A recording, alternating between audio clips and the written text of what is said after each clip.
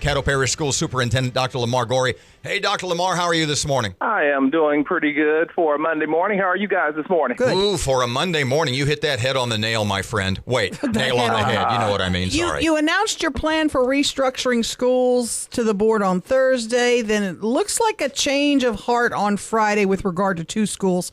Tell us what happened. What came into play? Well, I think one of the interesting, Aaron, about being, born, raised, educated here in Caddo Parish is that it does give me some perspective about what we're dealing with as a system. I think at the same time, anytime you're in a system where you're not seeing growing populations and you've seen a decline and you have to right size, there are some difficult decisions that have to certainly be made. As I looked at the decisions that we were making, I saw this as an opportunity to ensure and really make sure that our community is engaged in the decision and has a firm understanding of why decisions are made, and that we're making the best decisions for the future of our system. So I saw this as an opportunity for us to push on the brakes a little bit and really engage the community in helping us to make sure that we are doing the right thing. And I don't think the community, from comments that I've heard over the last few months, is totally there. So let's take a break and decide what's the best direction to move with as far as our elementary schools are concerned. One thing that I think is very important, though, we have closed several elementary schools over the past 10 years. However, we have not closed any high schools. Given the fact that on Thursday you were going to close 3, and on Friday you're back down to just the 1, does the possibility exist you and the board could change their minds again? Well, I don't think you'll see an immediate change of heart with myself or the board. What I think you'll see is that I think the Lakeshore closure, of course, it's related to the Fair Park consolidation and the reconfiguration as a middle school. So I do think that that's something based on the previous vote that the board is moving forward on. So I do think that will be an opportunity for us to see a high school close in the system and see us reconfigure that as a middle school.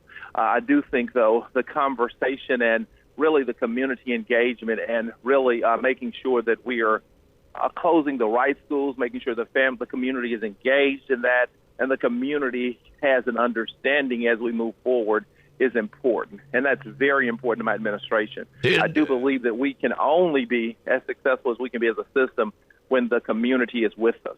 Did the change from Thursday to Friday regarding Atkins and Queensboro elementaries, did the change in that 24, 36-hour period, did it have to do with Vox Populi? Did you get a million calls, people yelling at you? Well, it was not necessarily. Well, I'm going to tell you, I've gotten people yelling at me ever since the vote in January concerning the Fair Park consolidation. And in that respect, I've listened. We have truly listened. I was very transparent early on that the Fair Park consolidation would lead to the closure of elementary schools.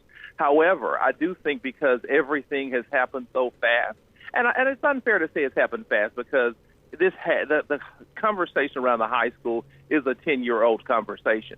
But I think that with everything unraveling so fast, we have not given the community an opportunity to really weigh in and express their thoughts and feelings. So at this point, I just decided that my recommendation would be that we wait and allow the system time to ensure that we're making the right decision. And again, the best part is that the community will have an opportunity to be engaged. You have your big boy panties on today, I'm sure.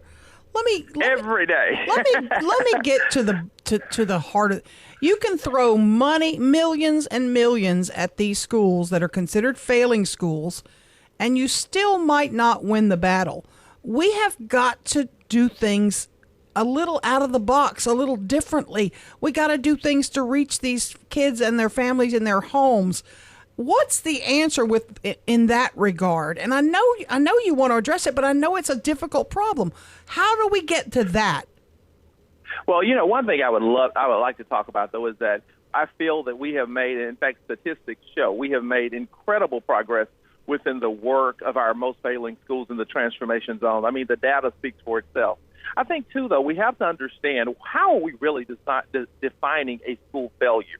When we did our advanced ed accreditation, we had several schools that are labeled F. that these people from all over the country would say, I don't understand. What is your system? So I do think some of it speaks to how you label the schools. But if we look at that as it is, because our state does have a system, we are working with the state now to develop a very bold plan that we will roll out here very shortly that will speak directly to that. It will speak to what are the things that we need to do, what are the bold, autonomous steps that we need to make to ensure that we're getting the most out of our most struggling population. And that's going to always be a question in Caddo Parish because you have a high percentage of children that have been raised in poverty. And research shows that poverty is probably your leading indicator. Well, it is your leading indicator to performance. But we don't allow that to be an excuse in Caddo Parish. We have the same expectations for children in poverty as we do those that are not. But look forward, Aaron, to this really bold plan. In fact, I'm sure we'll talk about it before the week's over.